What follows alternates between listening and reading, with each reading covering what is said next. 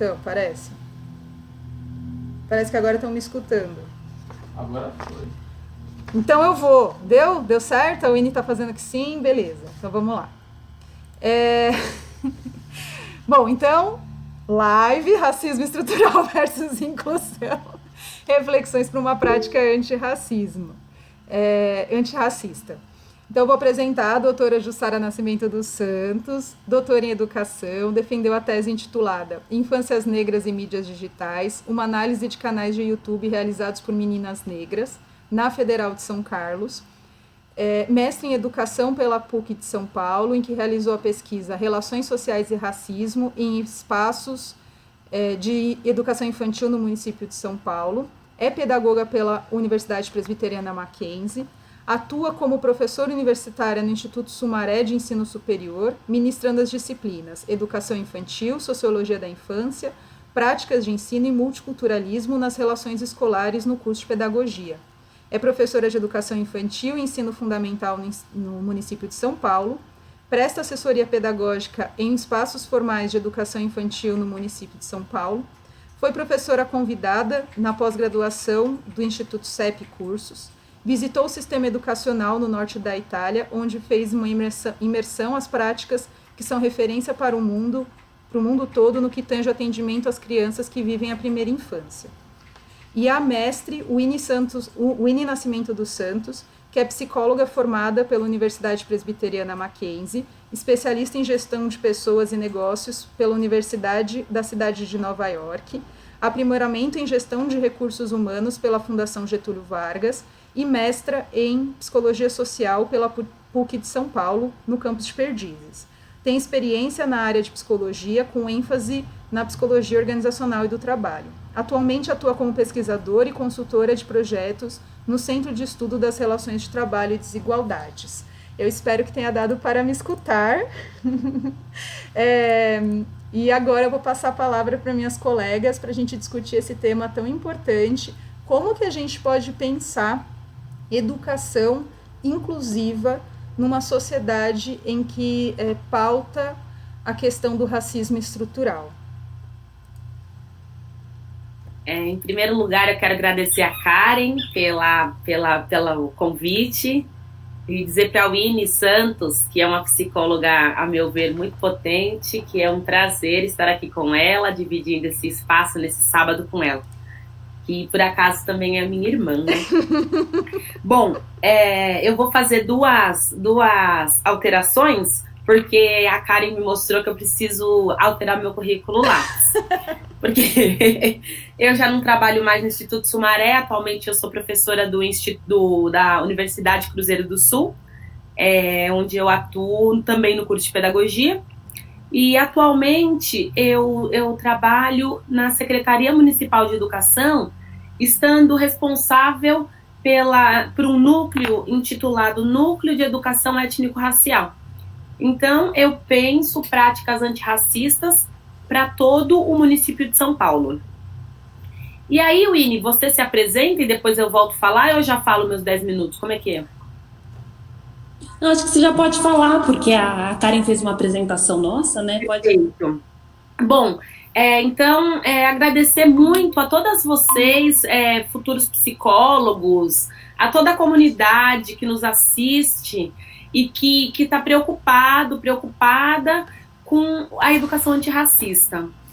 Nós vivemos no Brasil, um país que é marcado pelo racismo estrutural, onde as relações se dão a partir dessa premissa, o racismo estrutural, que é uma tecnologia que deu muito certo e por isso que atualmente negras e negros podem ou não ocupar lugares a partir da concentração de melanina da sua pele. Porque o Brasil ele é um país muito pensado e voltado na perspectiva fenotípica. Quanto mais a escura a pele do sujeito mais esse sujeito é excluído. Então, nessa live que a gente trata de inclusão, eu vou rememorar a educação desde quando ela chega no Brasil em 1500 até os dias atuais, para a gente compreender de que modo a gente consegue trazer processos inclusivos para essa instituição, que é uma escola, que é uma instituição poderosa, infelizmente também como um espaço de segregação. Então, a primeira aparição de educação no Brasil é a educação dos jesuítas, né? Então, os jesuítas, eles vêm para o Brasil e eles começam a educar os indígenas com qual objetivo? Eles querem, então,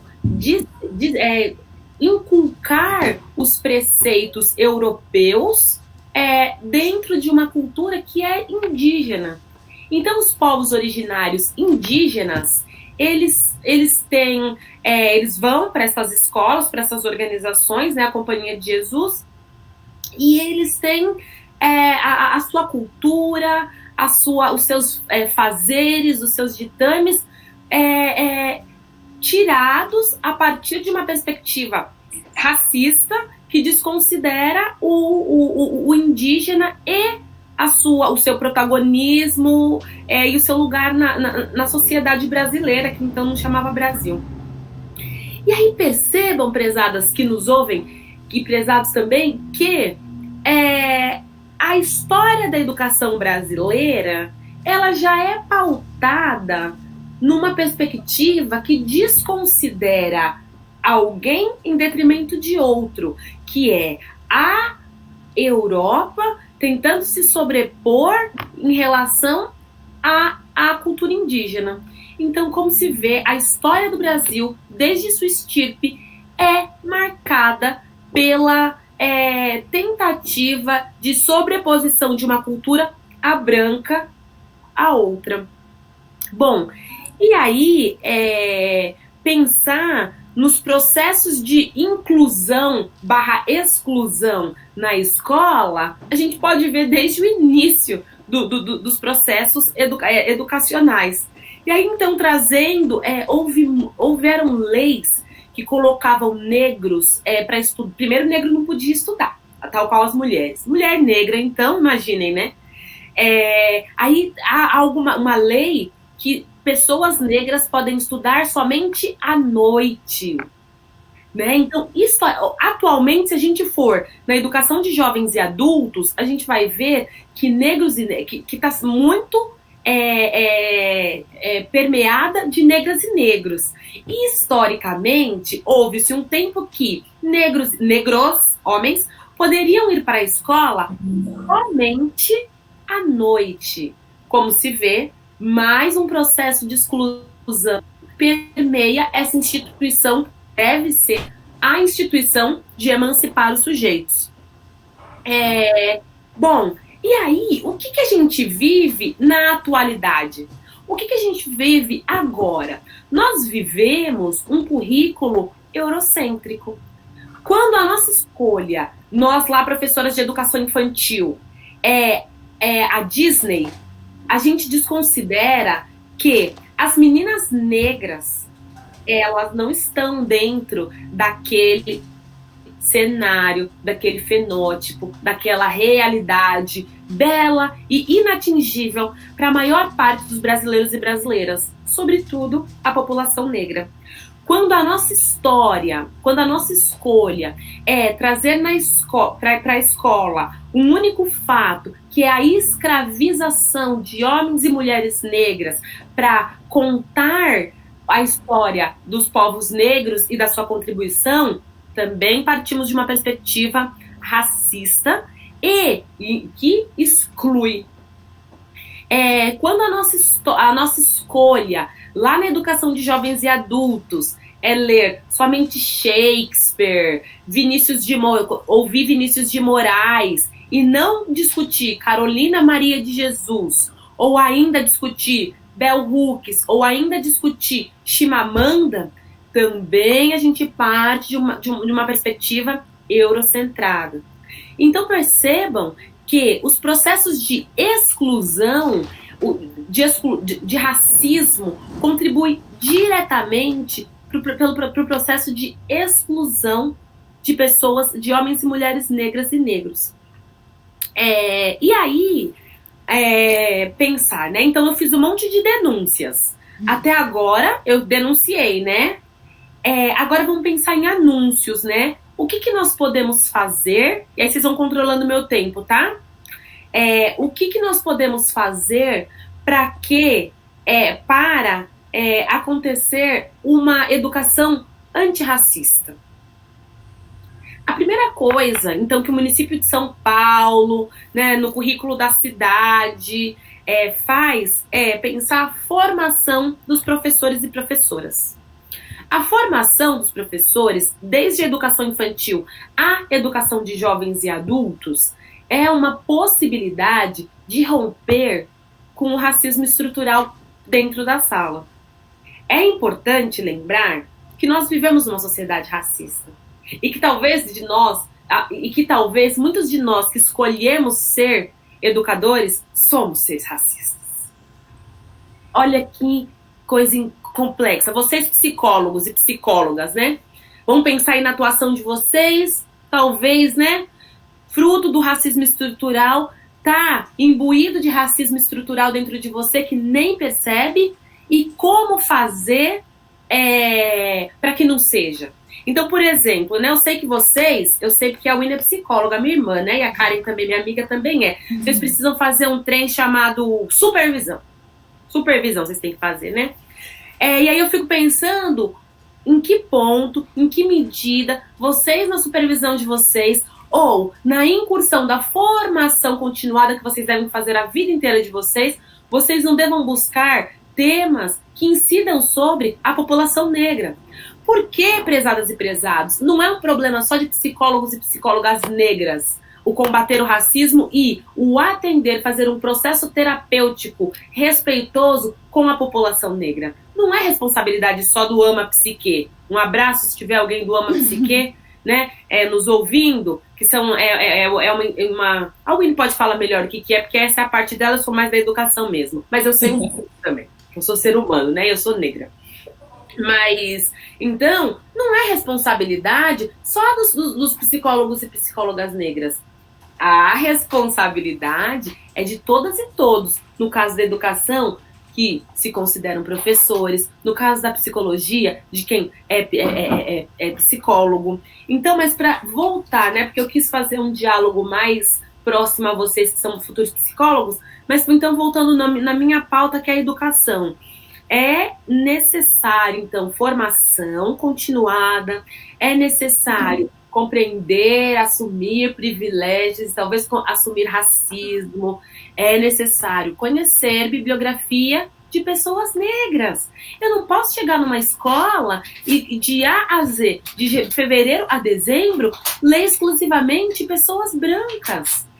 É necessário pensar que 20 de novembro, 13 de maio não nos representa, 20 de novembro, que bacana, mas que a Covid-19, por exemplo, mata 5 vezes mais negros do que negras. Ai, ela é democrática. Não, ela não é democrática. A primeira pessoa que trouxe, provavelmente uma mulher branca e rica, mas a primeira pessoa que morreu é uma empregada. Então ela não é democrática. Ela chega nos corpos, em todos os corpos, de forma igual, mas uns vão pro Einstein, outros vão pro penteado. E quem vai pro penteado muitas vezes morre, não porque o penteado é ruim, porque o serviço público não é ruim, não é disso que a gente fala, mas é que o serviço público está lotado até chegar, até ter uma vaga. E quem que são os corpos que vão pro Einstein? Corpos brancos. Quais são os corpos que vão pro penteado? Corpos pretos. Então, nós precisamos, enquanto educadoras, enquanto psicólogos, enquanto seres humanos que estamos vivendo, permear, pautar as nossas práticas na perspectiva do antirracismo. Porque ser antirracista não é não ser racista. Ser antirracista ao invés de demorar 3 minutos para preparar uma aula, ou ainda para organizar uma sessão, demorar 2 horas procurando autores negros que embasem o seu atendimento. É procurar autores negros que embasem o momento que você vai falar lá no CAPS-I, no CAPS-AD, que você vai encontrar pessoas negras. É entender, futuro psicólogo antirracista, que você precisa ter ações para combater o racismo. E não só, não fala negro, não nem preto, não vamos olhar muito, né, pro cabelo, o cabelo dela para cima, né, não vamos olhar muito para ela. Não é isso que é ser antirracista. Antirracista é ter ações intencionais para o combate ao racismo. é a contratação de negras e negros, é a valorização de negras e negros, é trazer a história sem essa perspectiva eurocentrada e estereotipada. Não sei se foi meus 10 minutos, mas já falei.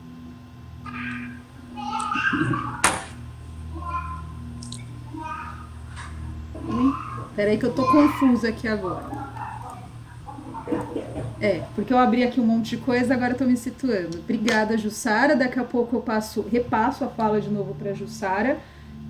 Eu queria que vocês mandassem perguntas, caso vocês tenham aí, quem está assistindo a gente, já tem bastante gente participando. Eu vou passar agora a fala para a Winnie, para falar também dessa perspectiva do ponto de vista da psicologia. Perfeito, obrigada. E também inicio agradecendo o convite. Para mim é muito importante, sempre que possível, fazer essa discussão e compartilhar, né, sobre o racismo estrutural. E aí, pensando em inclusão, eu acho que é muito importante quando a gente abre um espaço para essa discussão, né? A gente está vivendo um momento que está escancarado, enfim, as diferenças, e aí existe toda uma mobilização em todo mundo a partir de um acontecimento, que é a morte de George Floyd. E aí muitas pessoas que nunca pararam para fazer essa discussão, para fazer essa reflexão, agora estão fazendo, mas é muito importante a gente pensar de que tudo isso que vem acontecendo agora, então lá, George Floyd lá nos Estados Unidos, aqui no Brasil, inúmeras situações, o menino Miguel, o menino João Pedro, isso que acontece nesse momento, ele não acontece só nesse momento, né? Ele vem acontecendo há muito tempo, e aí nesse momento está escancarado, e aí acontece a Covid-19 também, que assola as pessoas de forma diferente, que também escancara mais uma vez a realidade que a gente vive hoje. E aí, né, essa realidade que a gente vem vivendo há muito tempo. E então é fundamental que a gente fale disso nesse momento, mas que também sigamos fazendo essa reflexão. E é importante a gente conceituar o racismo, né? Porque há algum tempo a gente vem falando de racismo institucional, racismo estrutural, e não a gente, né, fala, mas precisamos, quando, né, vamos fazer essa discussão, aí conceituar, até para a gente entender como que se perpetua durante tanto tempo, né, a existência do racismo, né, quando é muito comum as pessoas falarem, poxa, mas ainda no século XXI, nos dias de hoje, a gente ainda precisa fazer essa discussão, e sim, precisamos, por conta de toda uma estrutura. Então, por que o racismo é estrutural? Né? É por conta de que, enfim, o racismo é uma relação de poder, e é muito importante a gente pautar isso, porque existe, então, numa relação de poder, pessoas que dominam e pessoas que são dominadas. E existe todo um sistema, o Silvio de Almeida, que escreveu o livro O que é o Racismo Estrutural, né? Ele fala que não dá para a gente discutir racismo sem a gente pensar em economia, né? E o que justifica o que a gente vive hoje e o lugar que a população negra é colocada na sociedade contemporânea, ela tem tudo a ver, né, com essa estrutura, né, de uma sociedade capitalista, né, e existe uma justificativa econômica para isso. E aí é fundamental a gente fazer um resgate histórico, porque quando a Jussara ia falando, né, que os corpos brancos vão para o Einstein, né, e os corpos negros vão para outro hospital, e que né, são os hospitais públicos, às vezes, né, muita gente pode estar se perguntando por quê, né?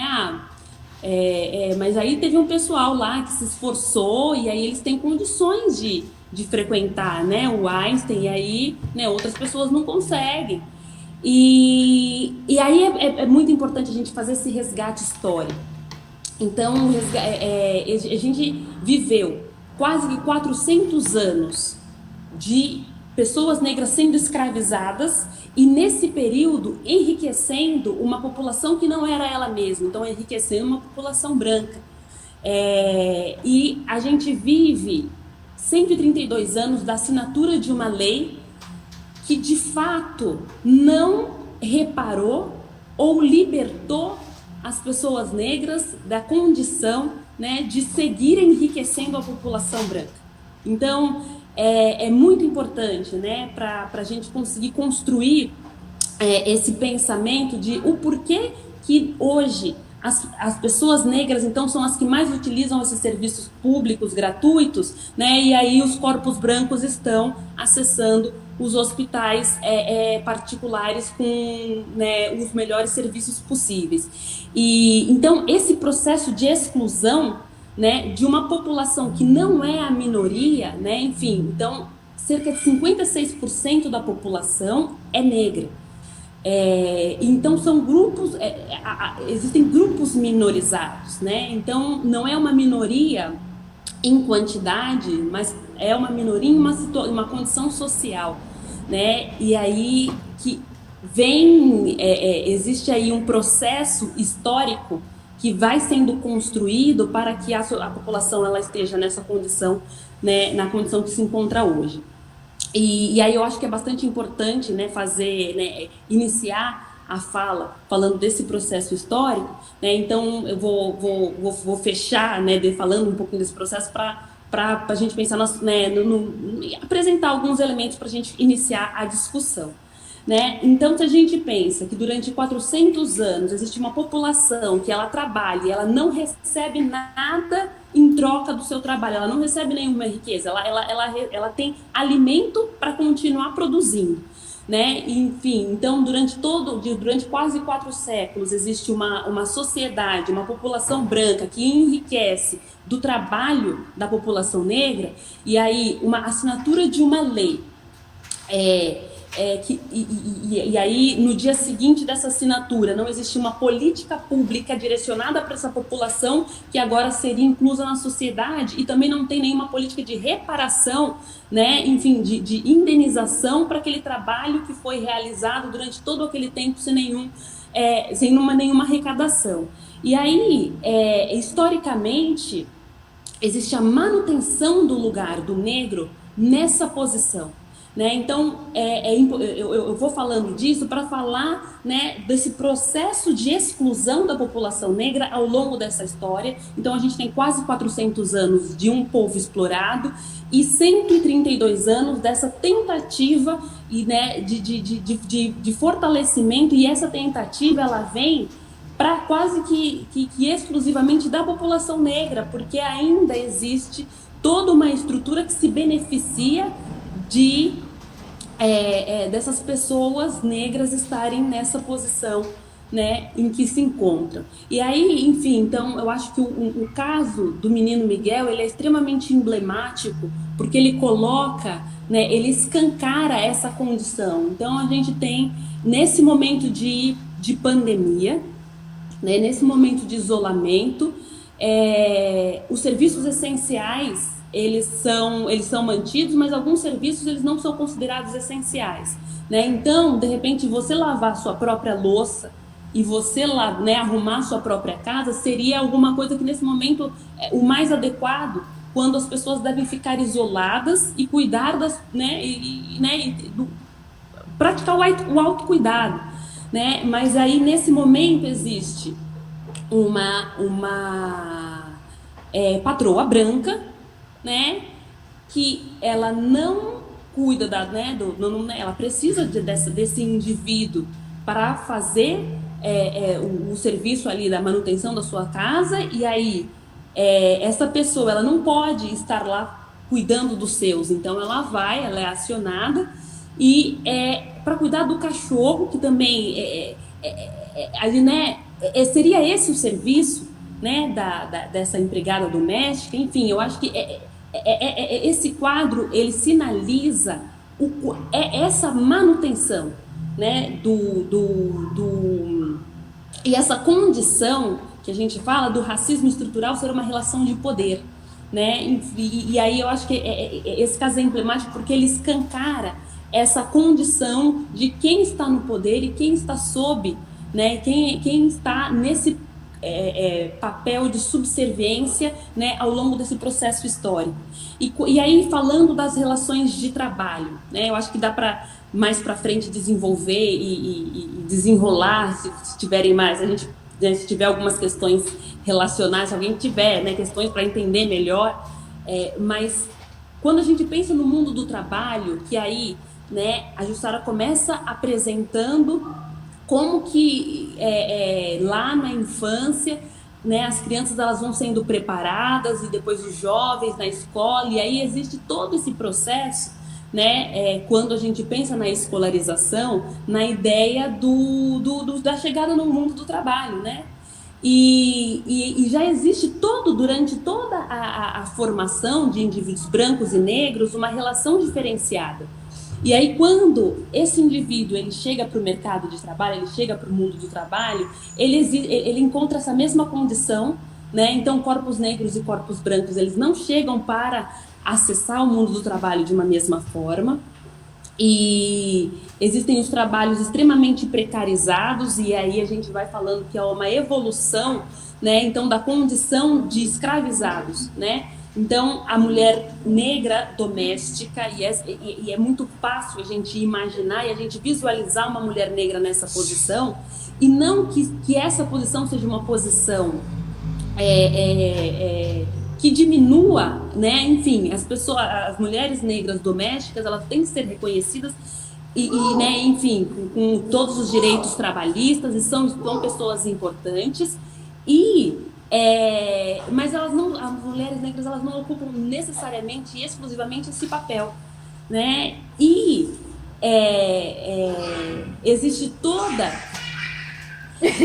todo o desafio. Eu tô aqui, gente, com as minhas sobrinhas, e aí tá todo mundo, entrou todo mundo aqui. A gente está num grande processo de fuga da pandemia, né? A gente está aqui isolado, um grande grupo isolado. Então tem essas interferências. Mas, seguindo, é muito importante a gente compreender que essa exclusão da população negra, a população negra estar colocada nessa condição, é a manutenção de um sistema. Então, e o quanto que isso afeta, né? E o quanto que isso, a todo momento, é um causador de sofrimento, né? E não sofrimento de todas as formas, porque é um sofrimento psíquico e um sofrimento da saúde do corpo mesmo, né? Porque quando a gente pensa hoje nos trabalhadores precarizados, a grande maioria é a população negra, né? Enfim, a gente está vendo nesse momento o quanto que é fundamental a presença dos entregadores, né? Entregadores por aplicativo, dos carros, né? Do Uber, 99. Então, esses trabalhos que eles são atividades informais ou os trabalhos mais precarizados possíveis. Quando a gente pensa também quem está na linha de frente, lá o hospital ele não funciona se não tiver o pessoal da faxina, se não tiver os maqueiros, se não tiver as auxiliares de enfermagem, se não tiver as enfermeiras e obviamente os médicos e tudo mais. Mas essa população enfim, os coletores de lixo, existe toda uma exposição e daí nesse momento a gente consegue verificar, né, de forma escancarada que existe aí uma forma de afetação da saúde, né, física, mas e da saúde psíquica também, mas essa condição ela não acontece exclusivamente nesse momento, ela acontece, né, durante toda a história, durante toda a trajetória. Então, eu queria colocar para a gente começar, né, e respondendo as perguntas, essas questões, e aí, enfim, a gente vai desenvolvendo, vamos ver o que vem, né, para a gente aprofundar na discussão.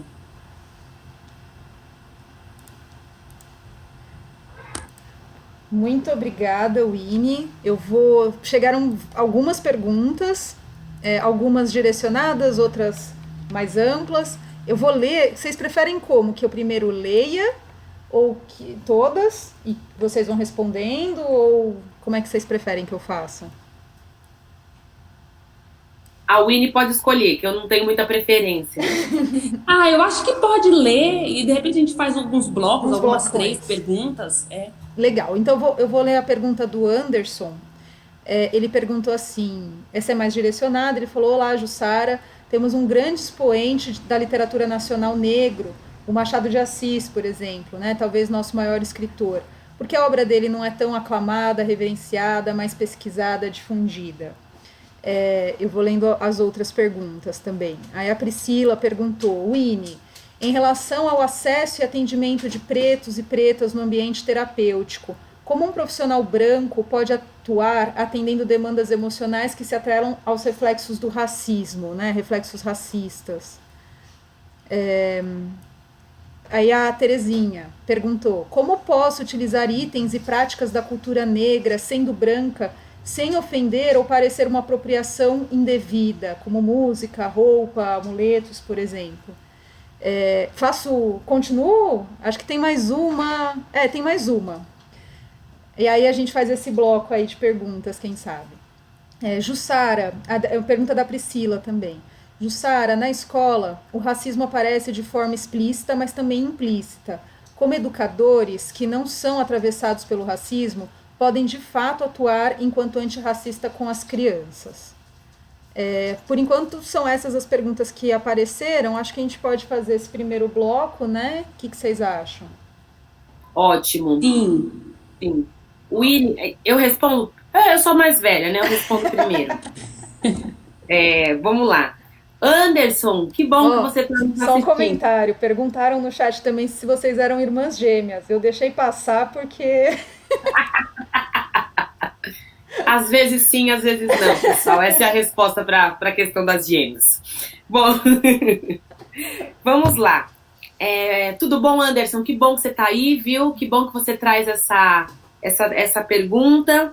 Eu penso, Anderson, que antes mesmo, né, da gente discutir que Machado de Assis não é tão aclamado e conhecido ele mas não é tão aclamado, Machado de Assis é embranquecido, né? Tantas vezes nas reproduções fotográficas de Machado de Assis, a gente desconsidera que Machado de Assis é um homem negro. Tá no imaginário de muitas pessoas brasileiras que ele é um homem branco. E então achei muito interessante a sua pergunta. E eu penso, Anderson, que faz parte do racismo estrutural. E na contramão disso, considerando aquela perspectiva da formação continuada dos professores e da necessidade de uma prática antirracista na escolha do que ler, nós precisamos, 1, contar para todas e todos, ele é negro. 2, usá-lo, pesquisá-lo, trazer e ir para além de vida e obra de Machado de Assis. Ir lá fazer uma incursão em Machado de Assis, como a gente faz de tantos outros autores, né? Como, por exemplo, eu citava o Shakespeare, que é amplamente conhecido, conclamado, e quando a gente fala isso, né? Eu fiz uma live, eu não lembro quando, acho que foi ontem, né? Com 3 educadoras negras potentes, assim, a professora Sibeli de Paula, a Solange, que eu esqueci o sobrenome, e a Sirlene, que talvez esteja nos assistindo, e eu aprendi muito com elas e tô colando um pouco das coisas que eu ouvi delas, né? Então é o que a Sirlene sempre traz, não é pra gente esquecer a literatura posta como tradicional, ou não, mas é pra gente fazer uma visita, nem é revisita, mas é uma visita, e além disso, fazer uma imersão nesses autores. Eu penso que é muito importante. E quando aí nos processos... Eu faço terapia, né, gente? O que eu conheço de terapia é fazendo terapia. Eu já fiz terapia com um homem branco, eu já fiz terapia casado com outro homem, casado com um homem negro, meu primeiro terapeuta. Aí eu já fiz terapia com uma mulher branca, já fiz terapia com hoje eu faço terapia com uma mulher negra, né? Era muito interessante que o meu primeiro terapeuta, um homem branco, argentino, casado com um homem negro, ele trazia várias questões para o meu processo terapêutico, ele trazia textos, ele terminava e com uma autora negra que eu nem conhecia, assim, aí eu, opa, Então, para dizer, né, então se na escola a gente precisa descortinar, enegrecer, no processo terapêutico aí, é responsa de vocês, né, igual o Daniel Munduruku, indígena, falou, gente, o problema é de vocês. Tem aí um monte de live, para além de live, tem muita bibliografia, tem muita gente conversando. Vocês, psicólogas e psicólogos futuros, vão aprender com Ama Psique. Já entrando numa pergunta que foi voltada para a Winnie, né? Mas vão aprender com quem sabe, uai. Quem sabe trabalhar, atender negro, porque estuda, porque se implica negro. Então, vamos fazer um processo de muita humildade e aprender com quem? Com os psicólogos e psicólogas e pesquisadores da área negro. Então, acho que é isso, Anderson, né? Voltando ao Machado, é fazer uma imersão, é trazer, é conhecer. Eu penso que a sua pergunta, ela é muito importante para a gente descortinar esse racismo que é posto, que é escancarado, né? A da Terezinha, Winnie, eu vou deixar você responder, porque eu esqueci qual era a pergunta. Me desculpa, Terezinha, mas se tiver alguma coisa para eu contribuir, eu contribuo depois da Winnie. E aí, eu vou para a da Priscila. A Priscila faz uma pergunta que, ao meu ver, é uma pergunta muito importante. A Priscila, ela fala assim, então, enquanto não negra, como que eu vou ouvir? Porque se tem o racismo que é muito posto, aquele lá que é muito escancarado, também tem o que é velado. O que fazer? Priscila, ouvir a criança. Se um dia tiver um atendimento com uma pessoa que traz, nossa, eu não sei, aí a mãe foi reclamar de mim, uma professora, vê se estão atendendo uma professora, né? Aí a professora branca fala, nossa, mas olha, eu não sou racista, sabe? A mãe veio reclamar de mim com um negócio racista, mas olha, eu nem vi, nem acontece. Aí é interessante pensar, né? Então, atendido, não sei como vocês falam, analisando, não sei como é que é, né? Tem que ouvir a criança. Se a criança falou, acredita, observa, fica de olho nessa criança, fica atento no que essa criança traz. E para além disso, é interessante falar, né, com essa educadora, que precisa levar referência positiva para essa criança negra. Precisa levar referência, vamos supor, a professora dela é branca, a diretora da escola dela é branca, a maioria dos colegas da escola dela são brancos, tem 2 ou 3 crianças negras, uma só às vezes nessas escolas particulares, né? Eu, a Winnie e a Janaína, nós vivemos sempre a síndrome do preto único, da nossa escolarização do 1º ao 9º, lá na escola 8ª, que a gente é um pouco mais velha, a gente era sempre a única negra na sala de aula. E o meu processo, olha, foi uma falácia, foi uma tristeza, foi uma tragédia. Ainda bem que eu tô viva, porque foi muito trágico o meu processo de escolarização naquelas escolas de classe média abaixo ou classe média privadas, que os meus pais pagavam com muito esforço e achando, ou enfim, era o melhor da gente, né? E tantas vezes eu fui silenciada, né? As crianças são silenciadas nas suas demandas, então é preciso ouvir, é preciso trazer as referências negras, é preciso trazer, tendo ou não racismo, porque sempre tem, mas ouvindo ou não racismo, é preciso trazer sempre a valorização negra, para além da estética. A valorização estética é um pontapé inicial e precisa existir, porque a gente parte do pressuposto que a estética bela é a estética branca, mas ela é um pontapé inicial, que a gente tem que chegar lá na Chimamanda, lá na Carolina Maria de Jesus, que eu falei ontem o nome errado 3 vezes, para que essas crianças compreendam que não existe somente um padrão do que é belo, do que é legal, mesmo numa sociedade, numa classe social mais abastada e tão branca. Eu penso que é isso, tá bom? Obrigada, Priscila, Anderson, Terezinha, desculpa. E se eu tiver alguma coisa para contribuir, eu falo junto com a Winnie. Vamos lá, então. A Terezinha, ela fala um pouco da questão de apropriação cultural, né? De como uma pessoa branca utiliza os elementos, enfim. Eu tenho uma opinião particular, porque eu entendo que pessoas, né, do movimento negro, às vezes entendem de outra forma.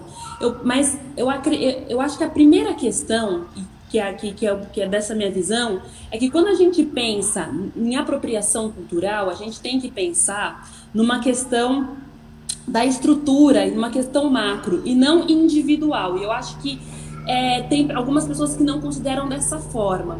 Mas quando a gente fala, né, eu acho que uma discussão que é importante a gente pensar assim, o quanto que alguns elementos da cultura negra, ele é utilizado e apropriado por grandes marcas ou organizações como para reproduzir algo e para ganhar em cima disso, né? Então, assim, na minha concepção, assim, não existe o problema de um indivíduo, é uma pessoa branca que usa tranças no cabelo, né? A questão é quando esse usar tranças no cabelo, ou quando usar o cabelo, o estilo Rastafari, por exemplo, é bonito no indivíduo branco e feio no indivíduo negro. O quanto que esse indivíduo negro ele é marginalizado por ter esses elementos, né, que são da cultura negra, e os indivíduos brancos serem enaltecidos e embelezados, e aí colocados como,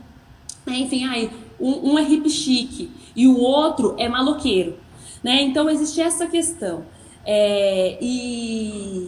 Mas, né, se eu vejo um indivíduo, né, uma mulher branca usando turbante, né, que aconteceu, e de pessoas abordarem uma menina que usava turbante e ela tinha uma questão de que estava sem cabelo por um tratamento médico, né? Eu acho que esses extremismos são problemáticos, né? E quando a gente fala, a gente tem que, né, da questão da apropriação cultural, a gente tem que pensar na questão dessa estrutura, né? O quanto que a cultura negra ela é bonita quando a pessoa que está utilizando não é negra, né? Então acho que essa discussão que tem que ser feita, né?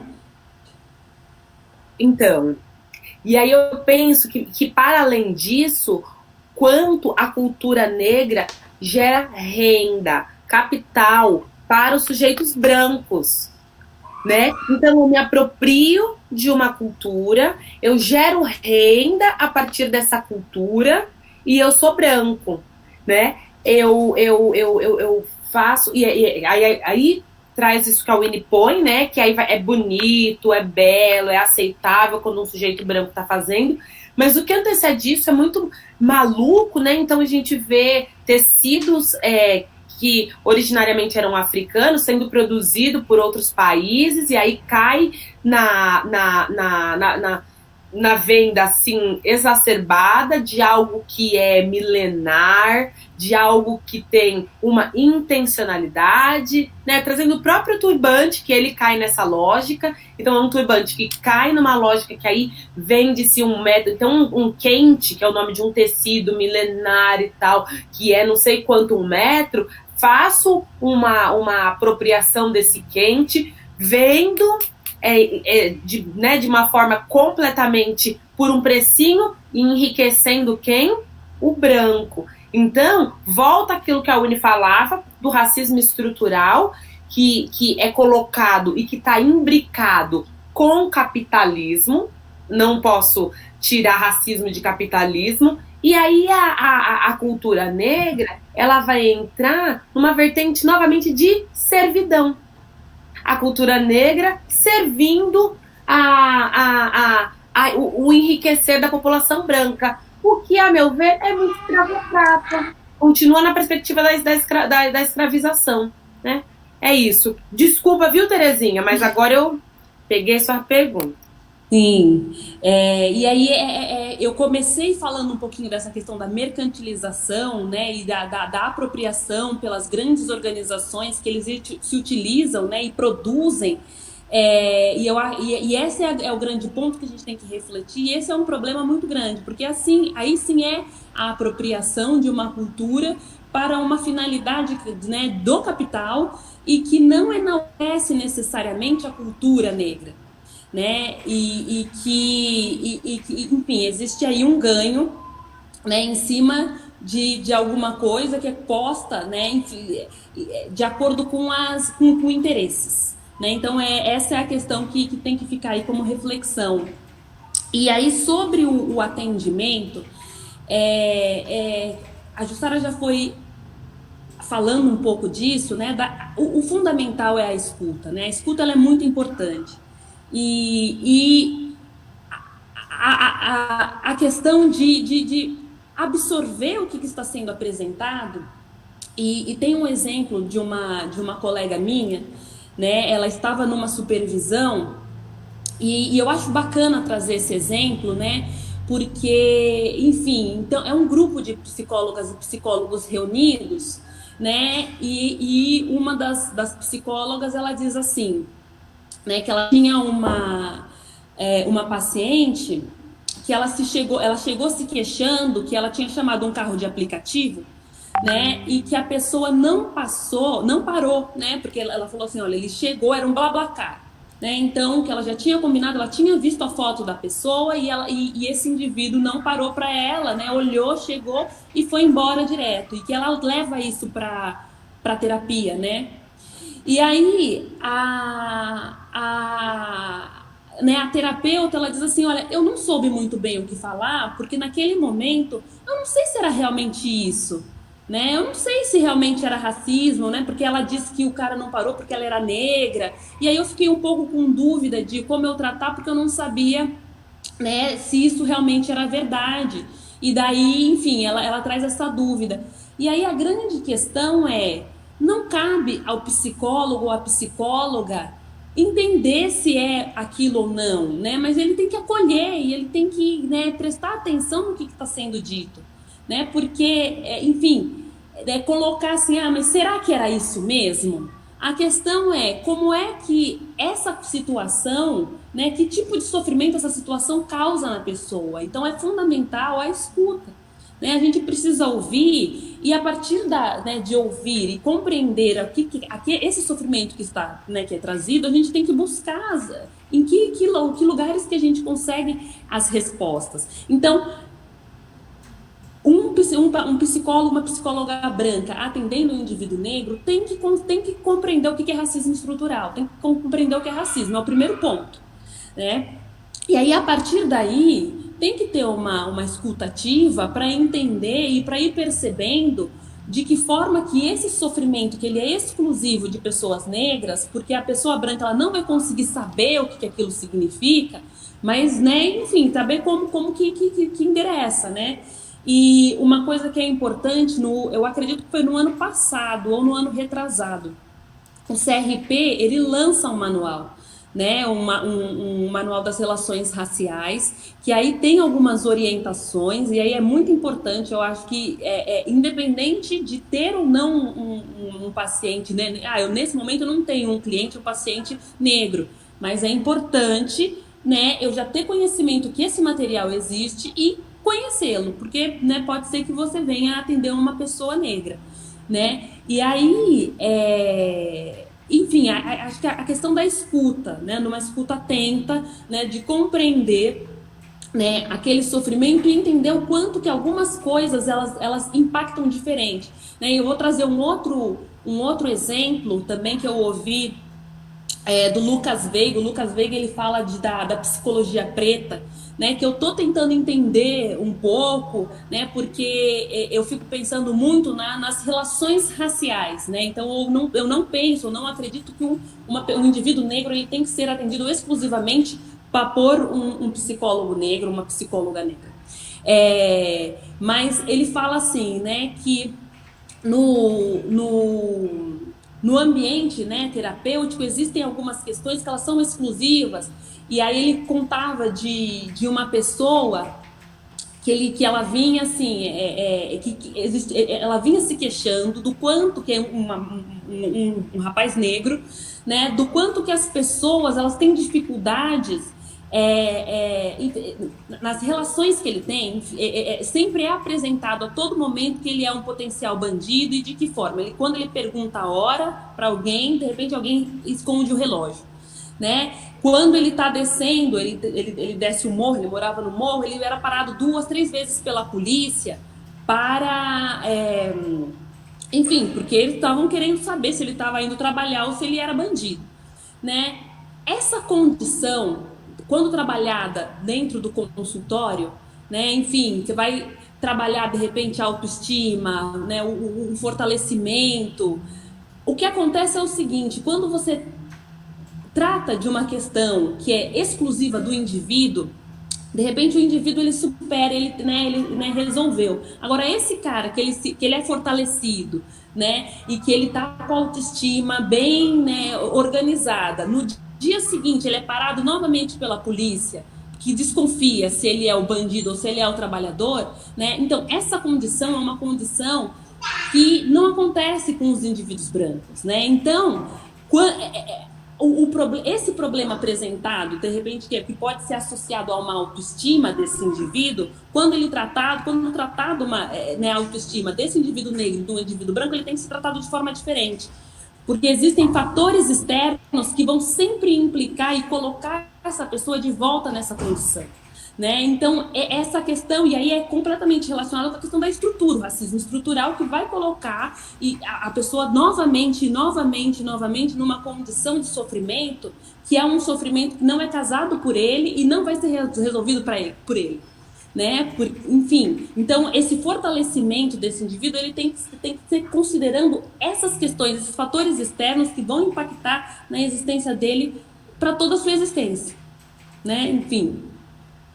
É mais ou menos por aí. Eu posso falar algumas coisas que eu fiquei pensando enquanto eu ouvi a Winnie? E aí, né, pensando na perspectiva da psicologia jurídica e pensando no sistema de justiça brasileiro, né? A Winnie fala sobre o menino que sai para trabalhar e ele é confundido com um bandido, né? Vai pedir a hora e tal. E aí, para a gente pensar, né, em relação ao sistema de justiça brasileiro, onde estão as pessoas negras?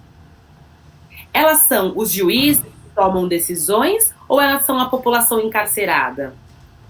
E quem são então, os juízes, os magistrados, né, o sistema de modo geral, eles são brancos e eles vão legislar para uma população né, preta, parda. E qual que é o olhar, né, de que forma é feito esse olhar para essa população? E aí esse indivíduo que está simplesmente, tantas vezes, indo trabalhar, esse indivíduo que é preso erroneamente, ele está subjugado dentro de um sistema que é estruturado pelo racismo. E que aí as marcas na psique desse sujeito vão sendo feitas a partir de um sistema de muito preconceito, de muito racismo e de muitas ações violentas por conta do racismo. E aí é importante a gente refletir, né, enquanto psicóloga, psicólogo, pedagogas e demais sujeitos e cidadãos que estamos na sociedade, como que a gente vai olhar para esse indivíduo que está posto dentro dessa estrutura.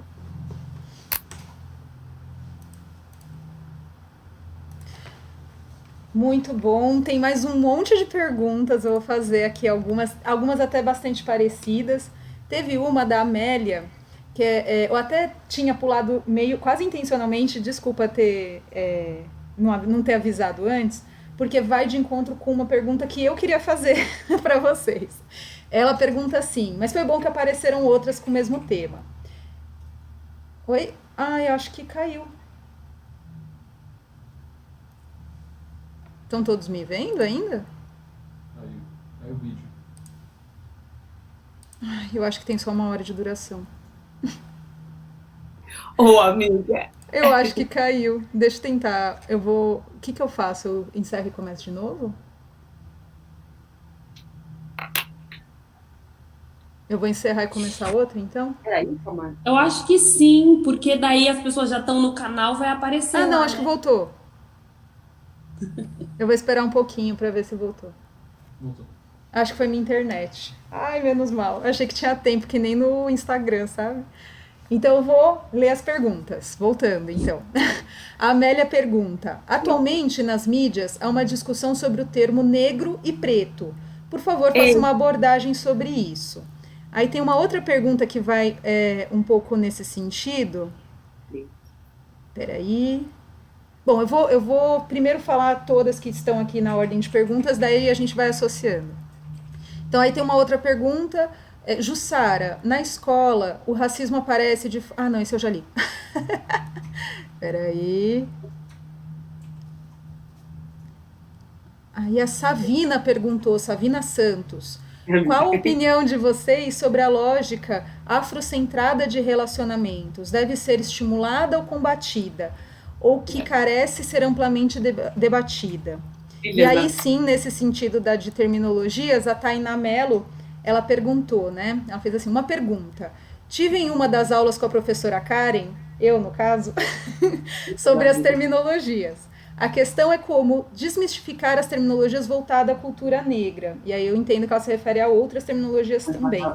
Aqui eu vou emendar a minha pergunta, tá? Tem mais uma pergunta depois, mas eu vou primeiro fazer a minha, no caso, né? Então, tem uma pergunta, assim, que eu me faço muito, que uma vez me fizeram e eu me faço muitas vezes, que uma vez me perguntaram assim, quando você se percebeu branca? E aí, na primeira vez que me perguntaram isso, demorou um pouquinho para eu entender o que estavam querendo saber, porque isso, né, os negros, eles sempre sabem que são negros. O branco demora para perceber que ele é branco, né? E é verdade, aí eu parei para pensar, falei, quando que eu me percebi negra? E eu já era muito mais velha. O quanto que terminologia não tem só a ver com termos, mas sim com essa construção histórica e identidade. Né, de se dizer, é óbvio que eu sabia que eu era branca, mas eu não me percebia branca, no sentido de qual que é a diferença, né, de usar esse termo e não o outro, né, enfim, aí eu queria que vocês falassem um pouco sobre isso também. E aí a Priscila pergunta, gostaria de saber a opinião de ambas sobre o movimento que existe hoje do Money to Black, onde pessoas negras buscam apenas profissionais negros para serem atendidos em diversas frentes. Vou fazer, tem mais perguntas, será que vai dar, gente? Como devemos começar a desconstruir o pensamento racista? E, enquanto terapeutas, como agir com alguém que leva diversos pensamentos e falas racistas para a terapia? Interessante. Pensando que o racismo se perpetua por diversas formas e modos, qual seria o papel da linguagem que permeia a formação do indivíduo numa lógica racista? Que eu acho que também fala sobre essa questão da terminologia. Acho que a gente pode fazer esse bloco, né? E eu estou estendendo um pouco porque teve todo aquele problema no começo, né, gente? Acho que todo mundo vai saber entender isso. Problema técnico no começo. Então vamos lá, meninas, o que vocês acham? Ótimo. Winnie, você quer começar agora? Ou eu começo? Você que sabe. Pode começar. Ótimo. Ô Karen, quem foi que perguntou essa última de desconstruir o racismo lá do atendido, quando o atendido traz falas racistas? É a Priscila ou não? Não, essa que perguntou das falas racistas foi a Beatriz Araújo. Beatriz. Isso. Tá bom. Então vamos lá. Amélia, muito boa a sua pergunta sobre os termos de negro e preto. Depois eu vou passar para Karen um link de uma live que nós fizemos ontem na Secretaria Municipal de Educação, que a gente fez uma discussão sobre esses termos, né? Eu penso que é importante falar uma coisa. Assim como as teorias da psicologia, existem muitas vertentes e que vão dizer coisas distintas. Eu vou falar do lugar que eu escolhi enquanto educadora, né? Mas talvez, para dizer o quê? Para dizer que talvez você ouça coisas distintas, diferentes disso, né? E pensar também, Amélia, que nós estamos no Brasil, e o Brasil, ele tem as suas características peculiares da cultura. Eu vou usar a cola da live de ontem, eu preparei para ontem, e eu abri a live de ontem falando sobre isso. Então eu vou ler para vocês sobre empregar o termo preto no decorrer da história, me desculpem, do Brasil. Então isso aqui é um...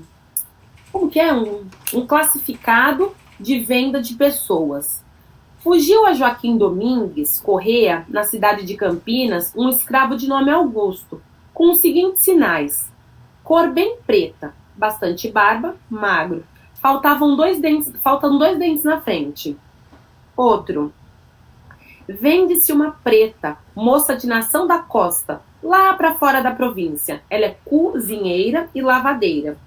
Na sociedade brasileira, o termo preto, ele foi historicamente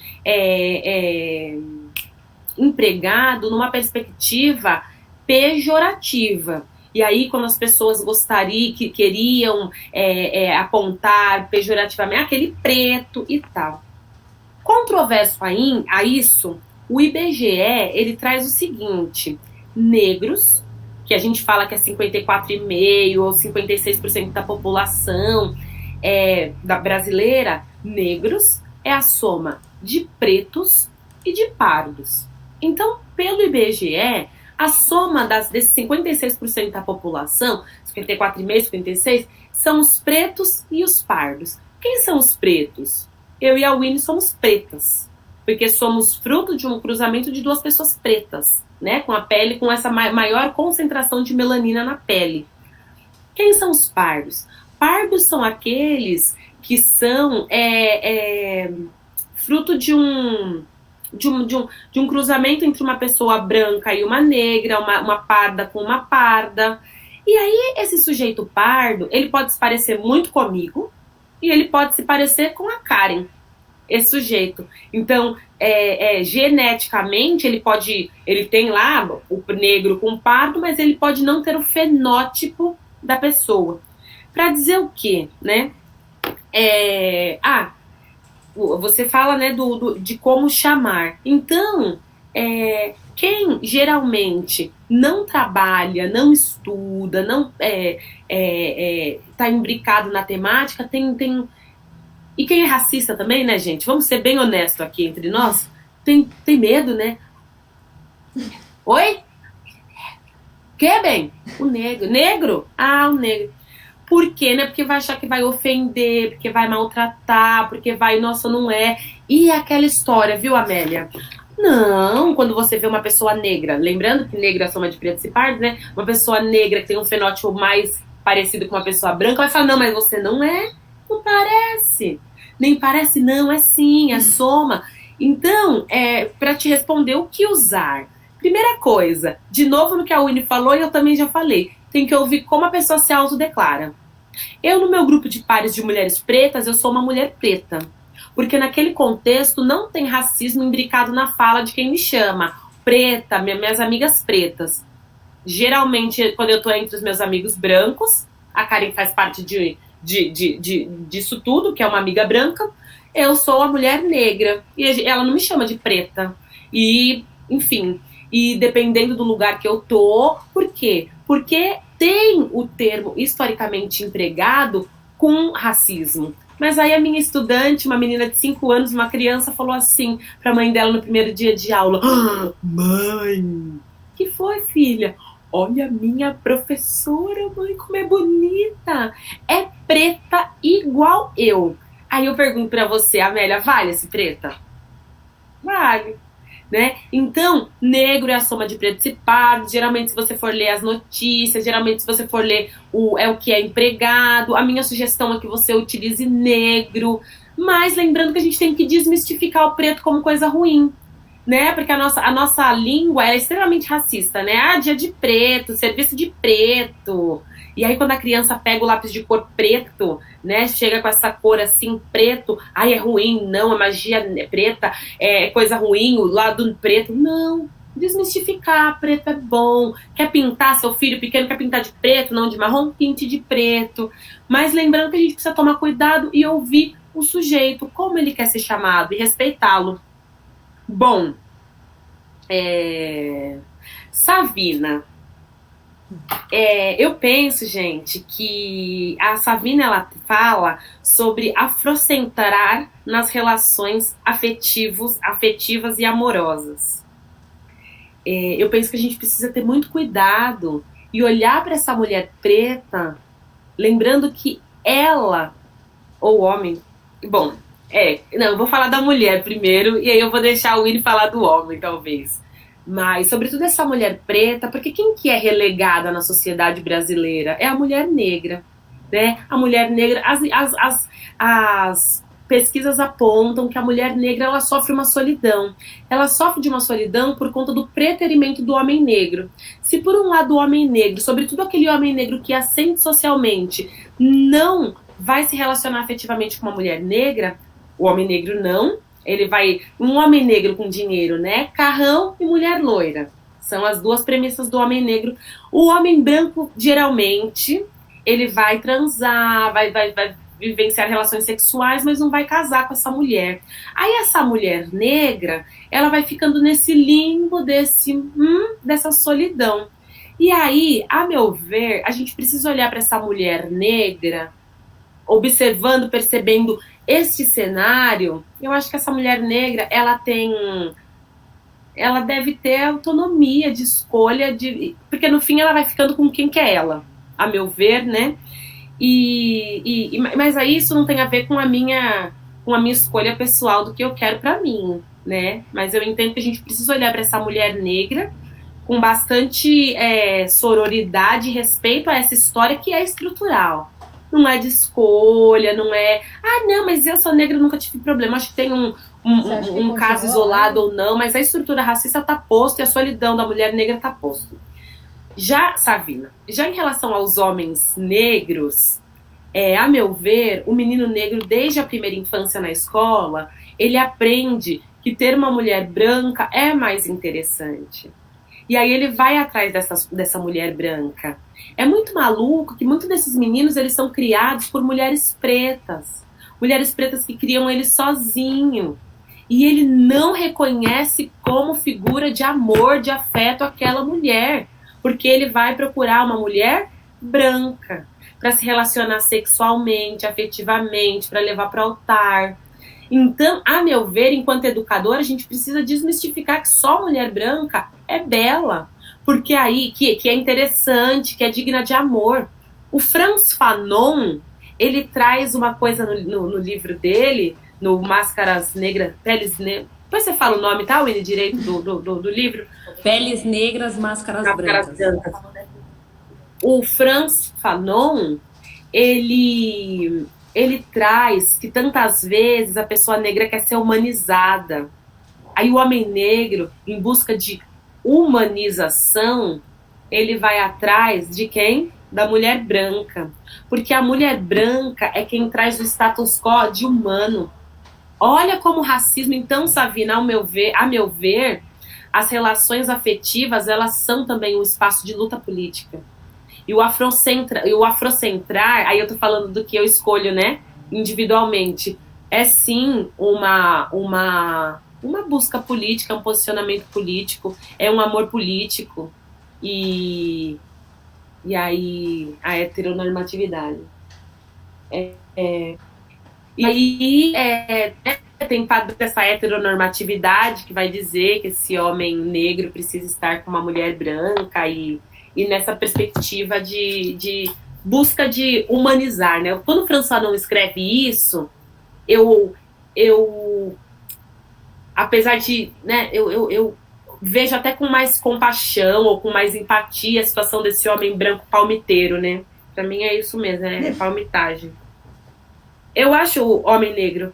Eu acho que você fala, Winnie, do que eu não falei, porque eu tô falando demais, né? Talvez eu esteja tomando muito tempo. Mas eu queria falar um pouco do Black Money, Priscila. A meu ver, a gente precisa consumir de preto. Isso é antirracista, Priscila. A gente precisa ir na dentista negra pra, né, e pagar, não ficar pichinchando o que a dentista negra fala, cobra.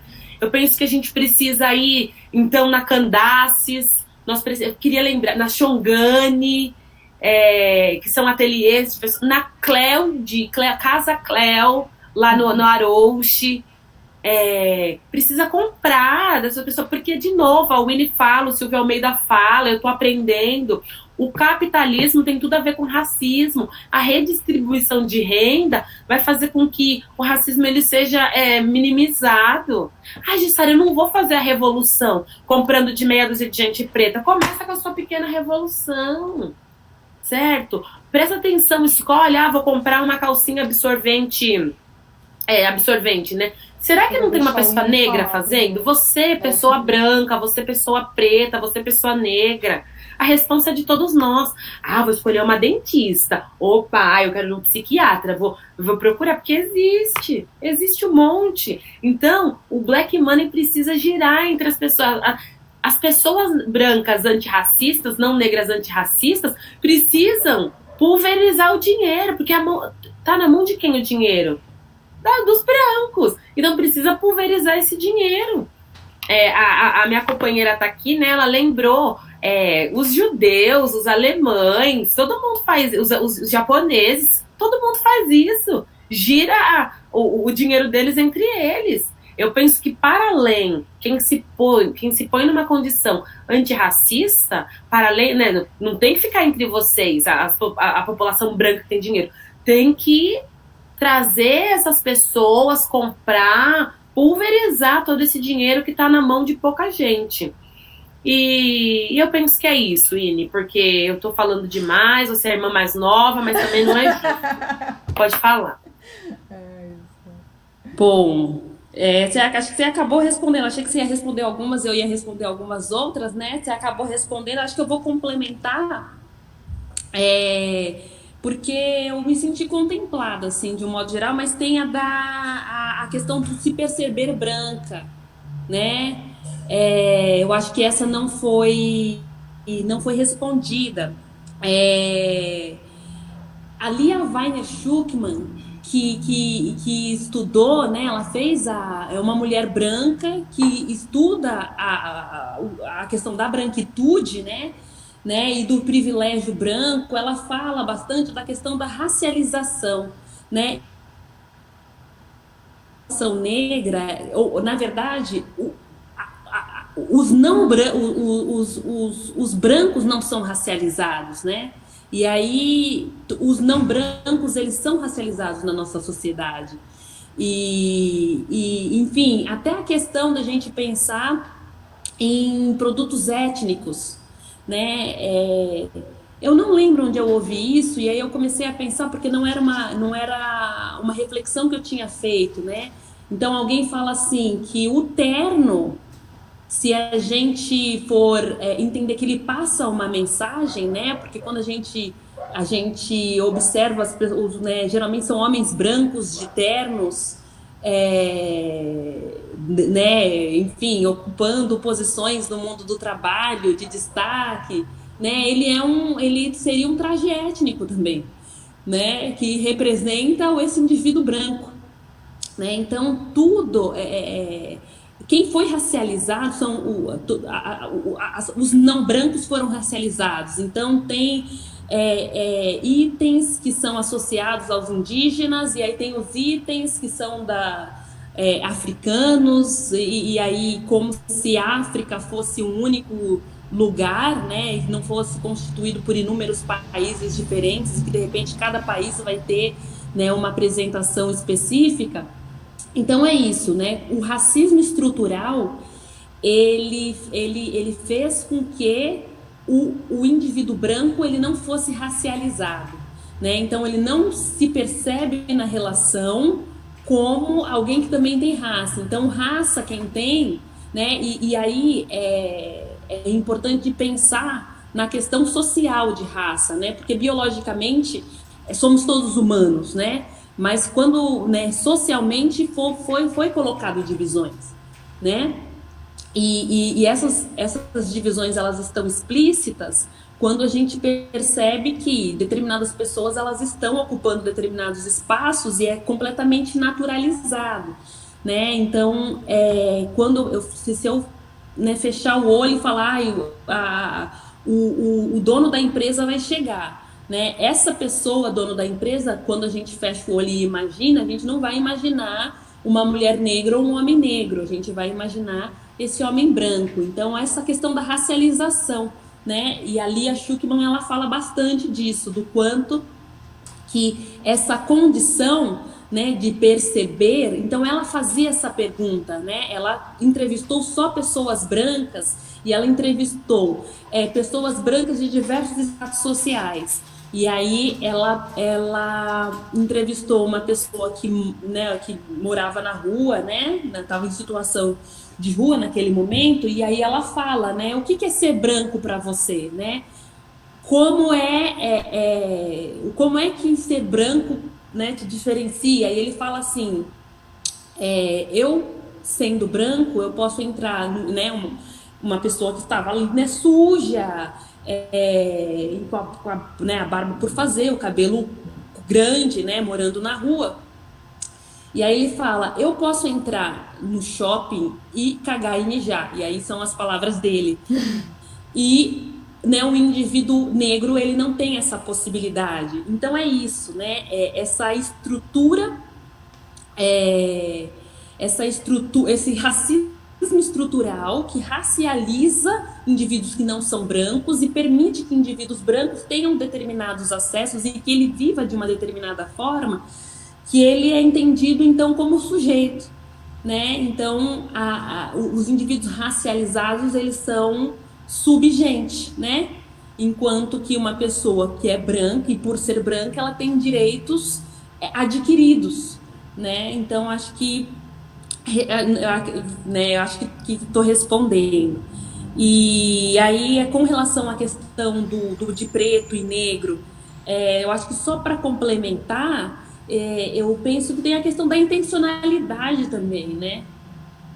A questão da intencionalidade, com que intenção, né? De que forma que eu estou chamando a pessoa? E eu sempre falo, quando me perguntam, mas eu falo preto, eu falo negro, daí eu falo assim, né, na brincadeira, falando, na dúvida, chama a pessoa pelo nome, que resolve, né? Enfim, então, qual que é a sua intencionalidade para trazer, né? Mas nas relações, e aí para entender, então se eu tenho um paciente, né, um cliente que, enfim, por algum motivo surgiu isso,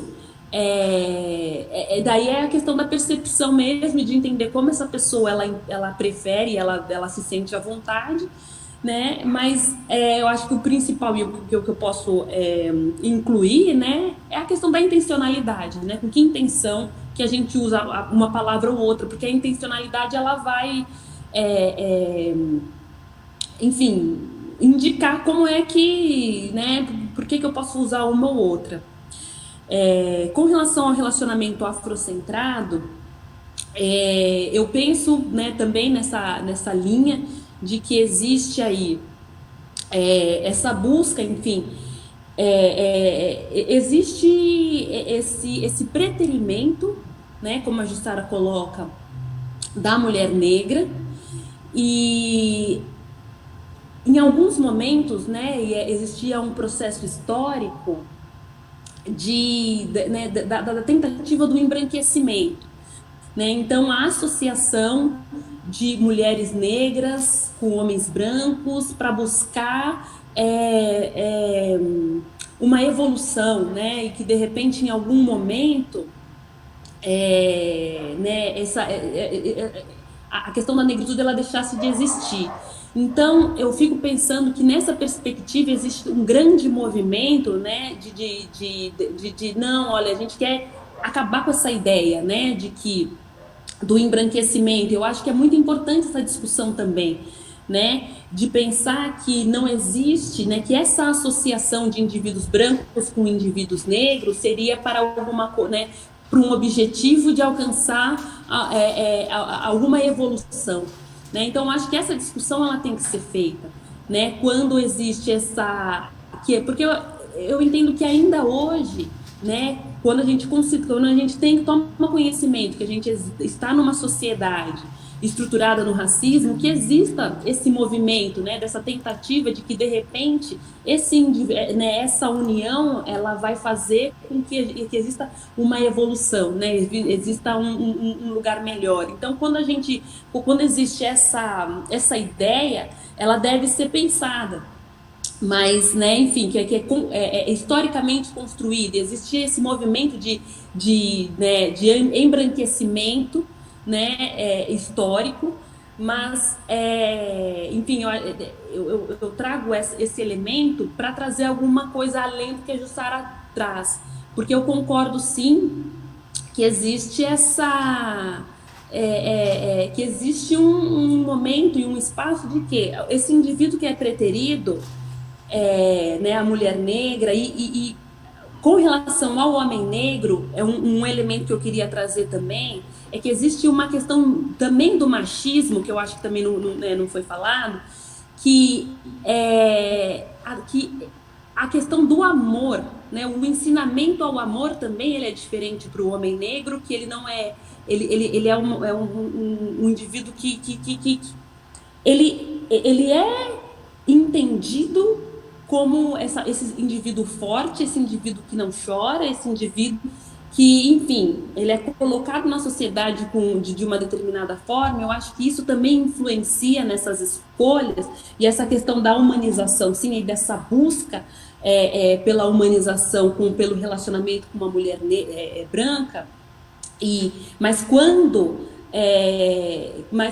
para além disso, eu acho que eu fico pensando, busco estudar um pouco disso também, do quanto que a questão das relações mesmo, e dessa, né, por que ele não percebe essa mulher negra que é a mãe enquanto essa pessoa forte. Eu acho que esse olhar, né, de um indivíduo que é ensinado para ser duro, né, para ser forte, para ser duro, para ser rígido e atender ao que é apresentado na sociedade, assim. Enfim, eu acho que é uma discussão também que é interessante fazer. Ô, Winnie, posso falar só mais uma coisa? Winnie, posso falar só mais uma coisa? Eu acho que tem uma coisa da Beatriz que você precisa falar, que eu acho que é mais voltada a você, que é desconstruir o racismo no paciente. Mas antes, que eu gostaria de falar uma coisa sobre os relacionamentos afetivos, rapidinho. Ainda pensando, né, no que traz a Savina, eu acho que talvez a minha fala ficou de alguma forma, enfim. Mas aí a gente pensa em relacionamentos homoafetivos, heteroafetivos, né? A ideia é pensar nessa diversidade. Então, o homem negro que escolhe o homem branco, a mulher negra que escolhe a mulher branca, ou que foi escolhido por... e também nas relações heteronormativas, né? E que me parece que tem um movimento, me parece, tá, gente? Isso é muito mais das minhas andanças pelo mundo. Eu andava, né? Agora na pandemia faz uns 3 meses que eu não ando, mas quando eu andava pelo mundo, via um grande movimento de mulheres negras que se encontram para se amar, né? Mulheres que entendendo essa perspectiva de nossa, a gente não é amada, então vamos nos amar entre nós. Então talvez eu não tenha muito falado das relações homoafetivas, mas que, a meu ver, que existem e que nós vamos, né, tomando as nossas, nos empoderando aí de alguns espaços, sobretudo quando a gente está entre as nossas, e eu acho que é importante dizer também, né, que todas as formas de relacionamento. E aí a Beatriz, Bia, eu acho que vale a pena você falar com a Beatriz. Eu anotei aqui que ela fala das falas racistas do paciente. É algo bastante complexo, né? Porque, assim, eu não sei se a Beatriz é branca ou negra, né? E eu acho que tem uma questão, né? Do quanto que, por vezes, né, uma terapeuta negra com um indivíduo que traz conteúdos racistas, em algum momento ela pode se sentir... Eu queria ler suas perguntas, mas acho que não vai dar tempo. Violentada, né? E aí eu não sei se é essa a questão. Porque, assim... Pois eu pergunto os pacientes, eles vão trazer, né, questões diversas, né? E o psicólogo, ele tem ali que fazer a escuta, né? E tentar conduzir, né, e, né, contribuir para a amenização, né, para que seja amenizado aquele sofrimento. E aí, né, enfim, nesse espaço, ele não é um espaço de ensino, né, e de aprendizagem. Então, enfim, ele está trazendo um sofrimento que deve ser, né, a atenção principal, né, daquilo que está sendo discutido naquele momento. Então, talvez uma psicóloga branca atendendo um indivíduo branco que traz essas questões, né, não vai, né, enfim, eu de repente não vai desencadear nenhuma questão, e não é, né, naquele espaço que o paciente ele vai, né, desenvolver qualquer olhar, porque não é esse o serviço do psicólogo, né, para essa questão. Aí, obviamente bom, eu vou falar agora pensando dessa pedaço, né, de sendo essa psicóloga, né, uma psicóloga negra, né, que se sente afetada, né, né, enfim, porque é uma situação violenta mesmo, né? E se essa é a questão, eu penso que de alguma forma ele tem que aparecer, né?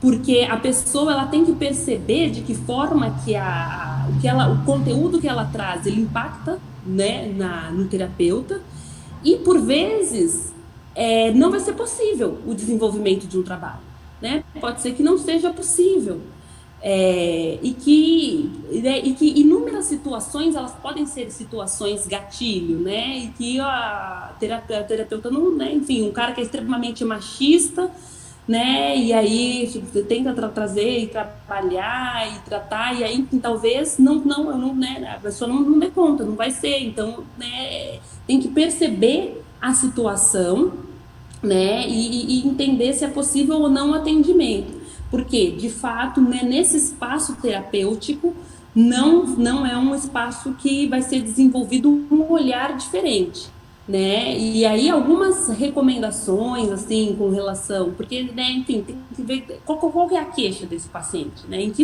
Qual que é a circunstância. Eu até queria, né, de repente, se a Beatriz, se ainda tiver tempo, ou se a Beatriz quiser, né, explicitar melhor, porque, né, enfim, ele tem que ter, né, essa relação paciente-terapeuta, ela tem uma finalidade, né?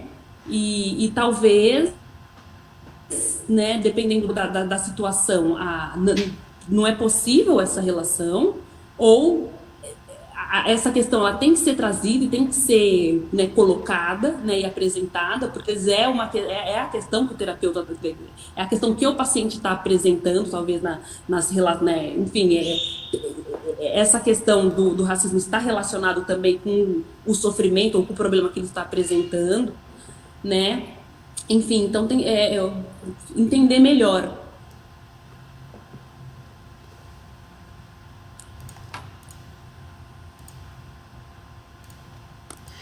Eu não sei se é o delay que a gente tem ou se a Beatriz, porque a gente tem um bom delay para live, né? Não sei se ela também está online, não sei se ela conseguiria contribuir agora, né? Bom, mas de toda forma tinha até outras perguntas, a gente até se estendeu um tanto. Eu acho que eu vou conduzindo aqui para o encerramento. Agradecer muito, muito, muito a participação de vocês. São duas profissionais que eu admiro muito. Aí eu não sei se as pessoas sabem, né? A Jussara, ela fez mestrado comigo, uma grande amiga, sempre aprendi muito com a Jussara. E a Winnie, ela fez faculdade comigo, só que a gente não era da mesma sala, né, Winnie? A gente só foi mesmo se conhecer depois pela Jussara. Então são duas profissionais que me ensinam muito. E quando a gente pensou nesse tema, quando meus alunos também começaram a pedir para que falasse algo do tema, eu não tive dúvida, são duas pessoas que com certeza trouxeram aí discussões para a gente pensar bastante sobre isso. Gente, muito obrigada por vocês terem participado, obrigada a quem acompanhou também, e mil desculpas pela parte tecnológica, que bom que deu certo no final das contas, eu ia ficar muito frustrada, ainda bem que deu certo, e desculpa aí porque não ensinam isso na faculdade, né, então... Quero passar a fala, vocês querem falar alguma coisa? Eu quero agradecer, Karen, que também é uma profissional que eu admiro muito, que a gente se conheceu lá num processo muito maluco, que é fazer mestrado, mas que na minha caminhada foi necessária, né? Karen esteve ao meu lado no descobrir-me para pesquisa. Karen leu toda a minha tese de doutorado gratuitamente. Ela e nossa amiga Silene fez a revisão. Então, tenho a agradecer, tenho um convite para fazer para vocês, futuras psicólogas e psicólogos, se aprumem no que tange a educação para as relações étnico-raciais, estudem, leiam, aprendam com as pessoas pretas que vieram antes de vocês e já se formaram para entender racismo, ouçam as pessoas pretas, as pessoas negras, façam muito mais um movimento de escuta, de leitura, e certamente vocês vão ter um caminho aí de aprendizados e de um acolhimento, né, nos atendimentos de vocês, bastante minimamente pautado, né, em coisas positivas e que pode ajudar aí a emancipação dos sujeitos de vocês. Muito obrigada a todas e todos que estão aqui nos ouvindo nesse sabadão, as minhas amigas, educadoras e, enfim, acho que é isso. Muito obrigada, Karen, pelo convite. Eu também quero agradecer, né? Agradeço o convite da Karen, agradeço a participação de Jussara e muito, né, ultimamente a gente tem falado, né, do cansaço, né, que as pessoas negras têm de ficar explicando o tempo todo, né, enfim, eu acho que é importante essa busca, né, essa busca por compreender, mas eu também entendo, e aí eu me coloco assim à disposição, então, que essa construção ela é coletiva, né, então é importante que exista esse olhar, né, de que é preciso falar sobre isso, é preciso pensar sobre isso. Às vezes a gente não vai saber exatamente de onde partir, para onde ir, e aí eu entendo, eu acredito assim, que é importante as pessoas que já estão há mais tempo, já estão lá na frente fazendo essa discussão, que ela venha e ajude-se e contribua, porque é isso, é uma construção coletiva, e essa importância de que nesse momento de formação, né, que o quanto mais que exista de discussão relacionada às relações raciais, eu não sei se existe aí uma disciplina que aborde isso. Na época que eu estudei, a gente tinha uma disciplina que falava sobre preconceito, e aí esse preconceito era de absolutamente tudo, então não existia no currículo, né, essa ideia, né, de que exista, né, que tem que ser trabalhado a questão, né, do racismo, e aí o racismo é um grande causador do sofrimento humano, né, então havendo, né, esses espaços, eu acho que é bacana contribuir, e sim indicando essa falta e colocando que né, as universidades elas têm que estar fazendo essa discussão em todos os cursos, né, nos cursos que são voltados para a saúde, para as humanidades, mas para as exatas também. E enquanto isso não acontece, então a gente tem que buscar isso, né? Mas que a gente utilize esses espaços para buscar esse conhecimento. Então eu fico feliz de poder estar aqui compartilhando, né? Mas espero, né, acho que é importante também que nas universidades sejam contratadas professoras e professores negros, e que essa discussão seja feita em algum momento por esses professores, por esses profissionais, mas que em algum momento que seja discutido por todas e todos, né? Porque não é também algo que tenha que ser, né, trazidos exclusivamente por indivíduos negros, né? Porque é isso, né? As relações raciais, elas podem ser discutidas, né, por todos que estejam engajados na formação e na construção do conhecimento. Muito obrigada, meninas. Muito obrigada, Jussara, Winnie. Com certeza vocês ensinaram muito. Tenho certeza que ensinaram para todo mundo que está assistindo a gente. Espero ter outras lives e dessa vez eu vou estar mais preparada com a tecnologia. Que vocês estrearam comigo, né, aqui. Então, obrigada, viu, gente? Um bom final de semana para vocês. Obrigada. Tchau, até mais. Tchau, gente. Obrigada.